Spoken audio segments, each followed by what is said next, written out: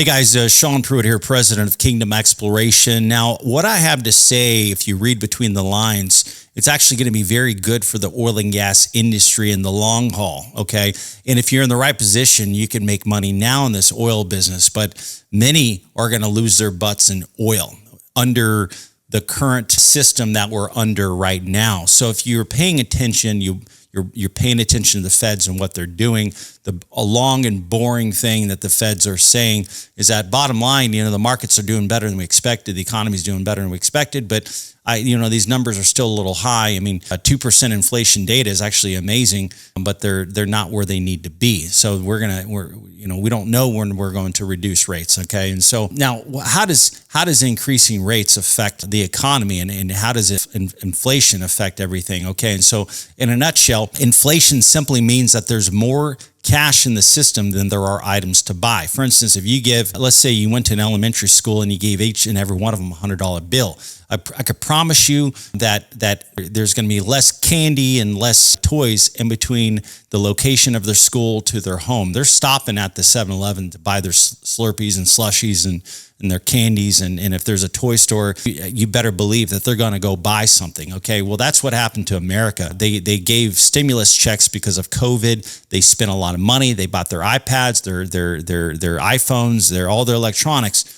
And so what happens when demand increases, the price of that item increases as well. It's the old theory of supply versus demand. Okay. And now these companies are doing really well for themselves. Now let's increase manufacturing so we could sell even more and make even more profits. Okay. And so they go into debt even more because interest rates are low and they expand and everything's amazing. Well, all of a sudden there's not enough items anymore, which causes inflation. Prices, everything goes up. The food at restaurants go up because labor is more expensive and so on and so forth. And things go up simply because the demand of it is going up and there's less supply, okay? And so more people want that same item. They're willing to pay more for it. That's just basic principles of supply versus demand, okay? So we were in a situation of, for instance, in 2021, inflation was like 7%, which is unbelievable. It should be around 2%. Okay. And so bottom line, they sent too many horses out of the barn and they're trying to get them back in. Okay. And so the Fed's job is to reduce inflation by increasing rates. When you increase rates, you make it more expensive to borrow money. Okay. So less companies, less individuals are borrowing money to buy. Okay. Which when you're buying less, it causes companies that sell various items. It reduces their ability to expand. It reduces their ability to sell those items. And so they have all these excess items now because nobody's buying them. And so they sell them for less. Okay. So that causes items to become lower. Okay. But we're not there yet. All right. So they're still trying to get a control of these prices. Okay. So now I'm going to talk oil and gas here and how it's impacting the oil and gas industry. But first I want to use an example of a restaurant. Okay. So for instance, under this situation, a restaurant has to increase their food prices. Why? Labor costs are going up. Because you can't pay somebody that can't afford their rent. I mean, they're not going to work for you, okay? So everything goes up. So labor is more expensive. The cost of energy, gasoline is more expensive. And the cost of food is more expensive. The cost of materials is more expensive. So, of course, food costs are going up. Well, what if that same restaurant didn't increase their food prices? They would go out of business, okay? So here's the deal.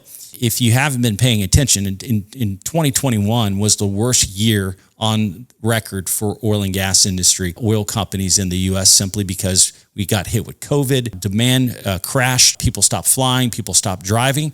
And all of a sudden, you had over 75 companies that filed bankrupt in the oil and gas industry.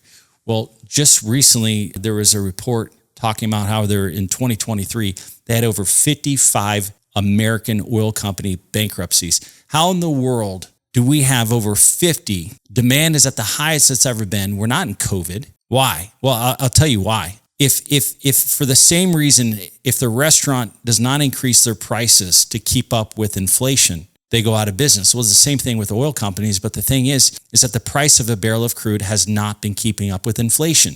The cost to do business in America it's even worse for oil companies than restaurants. Restaurants just have to keep up with inflation. Oil companies have to keep up with the negative sentiment towards oil. They're the new cigarette. They're evil.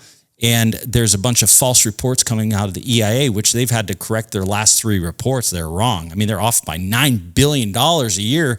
I mean, because they missed 300,000 barrels a day. Oh my God. I mean, that you should be fired for that. But anyways, the EIA is full of it. So and then you have the fact that you have a lot of woke banks that are anti-oil. Now, here's the deal. The restaurant is in control of their food prices. They look, okay, well, my labor force is more expensive. My cost for materials is more expensive. So I'm going to price our cordon bleu this much, okay? As where an oil company, they have absolutely zero control of the price that they sell that crude for. They sell it for West Texas Intermediate if they're selling here in the U.S., okay? And if they're exporting it, they're selling for Brent or whatever they negotiate. The futures is controlling the price of a barrel of crude, even though that oil companies are bleeding out.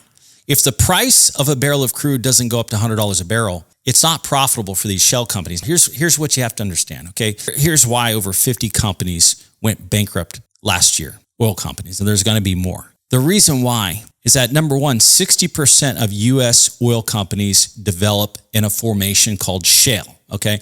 The shale revolution took us from 5 million barrels a day in 2012, and we grew to 13 point something million barrels a day in 2020, okay?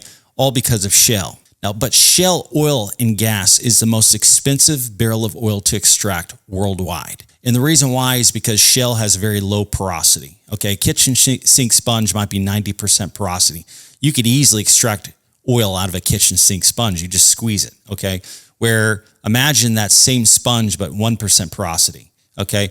It's going to take a lot. You're going to have to shatter that sponge just to get the oil out. And that's what they do with a massive frack. They discovered if they put a massive frack on a shale well, they could actually get some oil out of it. But the thing is that it doesn't last. The decline is massive, okay? Eventually, Mother Nature wins and it goes back to the original production, which it goes from 1,000 barrels a day down to like 10 or something like that. And it's very expensive to do that, okay? Conventional well might be 15% porosity, so you could get oil out of there, no problem. Some of them, you have to have frack. The natural pressures push the oil out of there, where a shale has to be fracked every time. It doesn't have enough natural pressure to force the oil out because the porosity is so low, okay? So bottom line, not only is the current policies in place making it more expensive to develop oil and gas, you also have inflation that's making labor costs, material costs, to the metal casing, the rubber, all of the lubricants, everything needed to develop oil and gas in the U.S. is tremendously more expensive than it's ever been before. But silently, these companies are bleeding out. 20% of the oil companies are on the stock, okay, New York Stock Exchange, okay, and because of the multipliers, they're profitable. But if you are investing in a shale oil and gas well today on the ground floor, where let's say you put $10 million in a shale well, you're not going to get $10 million worth of energy out of that thing under the current situation. That's why these companies are going out of business. Okay, that's why they're hurting, because they really need $100-something a barrel to be profitable, but they're not. Okay, you could think the NYMEX, New York Stock Exchange. You also think ICE, Intercontinental Exchange, for controlling Brent crude prices. So they control oil, okay? Now here's the deal. This is why BRICS is doing what they are doing, okay? These guys are tired of NYMEX and ICE controlling the price of a barrel of crude, okay? This is BRICS versus G7 in numbers, okay? So the BRICS share of global GDP in 2023, 36% versus 30% for the G7. The share of world population, BRICS is 45% of the world population, where G7 is 10%. The share of global oil production, 41% is BRICS, and the G7 controls 29%. BRICS is 44% of contribution to world economic growth, where G7 is 20%. 44% of world economic growth by G7. So here's the deal. Why would BRICS, who produce 45% of the world's oil supply, allow NYMEX and ICE control the price of a barrel of crude? That's crazy, okay? And just recently, Saudi Arabia broke the 50-year pact of selling their oil in U.S. currency. If you've ever heard of the petrodollar, It was coined term because Richard Kissinger made a deal with Saudi Arabia. Hey, if you sell your oil in U.S. currency, we're going to protect your assets and then use that excess cash to buy U.S. Treasury bonds.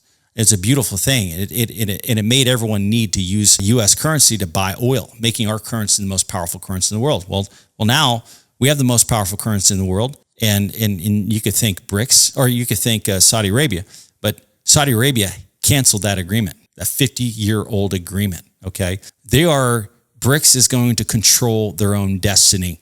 And I'm telling you right now, at some point, there's going to be a lot of oil companies that cave because of the woke banking system. They're underinvesting in oil. And then you have a lot of oil companies that are falling apart. You have a reduction of rigs in the U.S. There's not enough rigs in the U.S. right now to maintain current oil output. There's no way it's going to increase. We're going to see a decline, massive decline, okay? It's only getting more difficult to develop oil and gas. And with the BRICS forming and organizing, they're going to stop selling oil and denominated by NYMEX or ICE, and they're going to start choosing how much they sell oil to the West. And it's either take it or leave it.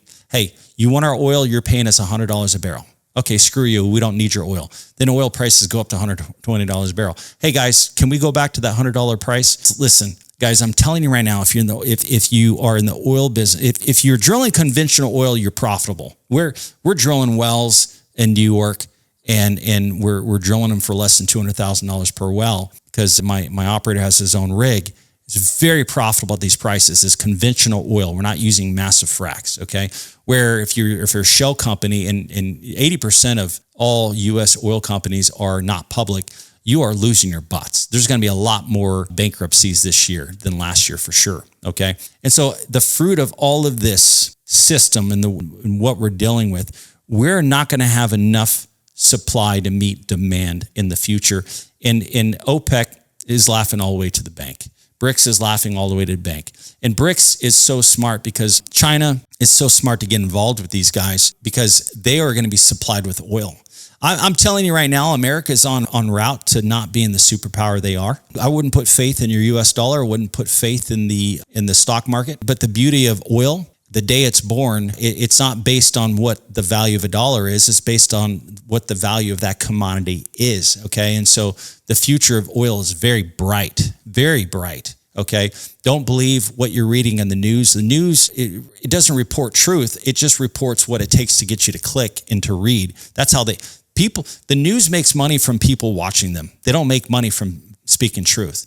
And all they do is they take information that's spurred on a conversation and interest and piqued interest, and they will take a lie and repeat it for clicks, for views, but they don't care the impact, the damage it does. The EIA, they'll publicly say something and they're always wrong, okay?